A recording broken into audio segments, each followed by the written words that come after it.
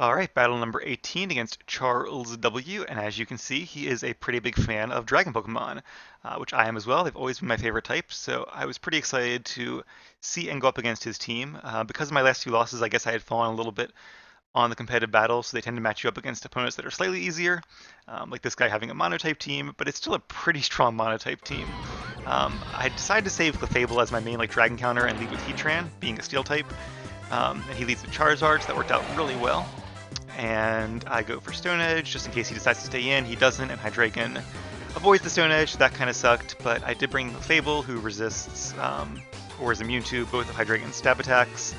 It does go for a superpower, but I also resist that. So I'm glad he didn't go for an Earth Power, but even so, Clefable is pretty bulky. It wouldn't have done that much. He brings in Goodra. I go for Moonblast. Doesn't do too much because Goodra is also pretty specially bulky. Goodra seems to be his main fairy counter, because obviously he can learn Sludge Bomb, as you see there. But I decided to heal up with Protect and Leftovers, and then to see how much that Sludge Bomb is going to do to me. And I must have predicted that it wouldn't do that much damage, because I used Calm Mind, which is the perfect time to use it. Because after that Calm Mind, it will no longer be a two-shot. And that means I can stall this Goodra, I can just get a bunch of Calm Minds up, and eventually my Moonblast will be doing a ton of damage. So we are going to see a few tons of stalling there as I get low in health. I use my Wish. If I was him, I probably would have switched here, expecting to protect and bring in a physical attacker like Garchomp or Dragonite, who would be faster and probably wouldn't be one shot on the switch in. Or Charizard would have been great here too. Although I guess I probably could have tried the Flamethrower as well. But anyway, Goodra decides to stay in, and he's just hoping for a critical hit. And I keep Calm Minding, luckily not getting a critical hit. It'd be kind of funny if he had one of his Dragon Dancers in, because of Clefable's ability Unaware, those Dragon Dances wouldn't matter against Clefable at all. But Goodra is not a Dragon Dancer, it is just a kind of well-rounded Pokemon. Looking forward to training one eventually, haven't had the chance yet. And it keeps using Sludge Bomb, which is doing less and less damage the more Calm Minds Clefable gets under her belt. But don't worry, eventually I will decide not to risk any more critical hits and go for the Moonblast. But not quite yet. I guess I'm also not sure if it'll be not quite a one-shot. I'm not sure if it'll do enough to knock out Goodra. And I do get poisoned. Not sure if I was aware of that happening or not. When I was rewatching this, I totally forgot about the chance to poison. But at this point, it doesn't really matter too much. If Goodra had gotten the poison earlier on, that would have actually been important. But at this point, Goodra's actual damage output is so low against Clefable that the poison really doesn't allow it to knock her out.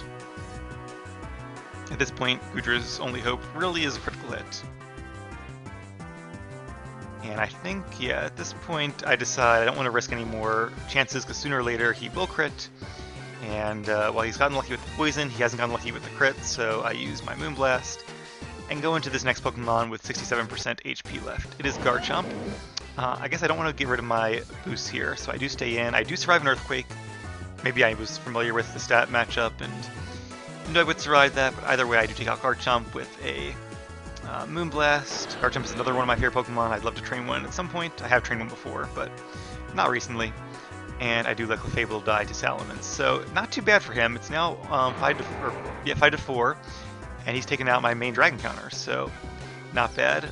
Luckily Latios is faster than Salamence. I guess he didn't want to switch because of the Moxie boost, but that wasn't too smart because I do take it out. Now I could have stayed in here and broken Multiscale, which maybe would have been smart, but instead I decided to switch to Heatran. And his Dragonite is not holding a choice item. It uses Dragon Dance, and now it has Earthquake, so yeah, probably should have stayed in with Latios just to break the Multiscale. I do bring in Vaporeon though, and because he has Dragon Dance, this is not necessarily a matchup I would be guaranteed to win. My out here is that I would get a burn eventually, and luckily I get one on the first try, so that was definitely some luck that I really could use. If I got in on the second or third try, then I probably still would have been okay, but that first try was definitely ideal. Now his Dragon Claw is not going to do that much damage even after 2 Dragon Dance boosts, so I can keep Wishing and Scalding, and I will eventually wear down this Dragonite. The burn also helps too, because it's a nice consistent source of extra damage. Yep, there's the Wish. And really, because of how little he's doing, I don't even have to bother protecting. I can just keep scalding, and I think this turn I realized the burn is probably going to kill him. Or no, okay, it killed him that turn actually. But after leftovers, I had 96% HP, so that's not too bad going into this next matchup.